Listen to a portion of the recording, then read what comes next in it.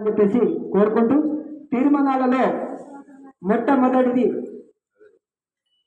మనకు contract outsourcing ఉద్యోగ నియామకాలలో వికలాంగులకు 4% అమలు చేయాలి అనేటటువంటిది మనం ఒక తీర్మానాన్ని ఈరోజు ప్రవేశపెడుతున్నాం.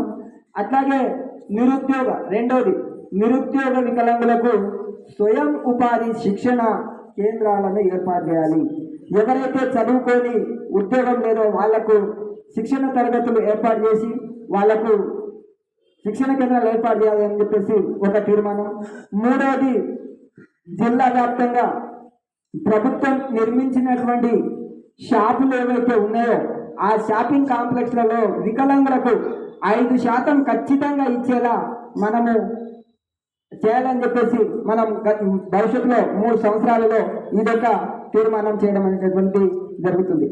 అట్లాగే ప్రభుత్వం ప్రైవేట్ కార్యాలయాలు షాపింగ్ కాంప్లెక్స్లలో ర్యాంపులు అనేటటువంటిది మనకు చాలా ఇంపార్టెంట్.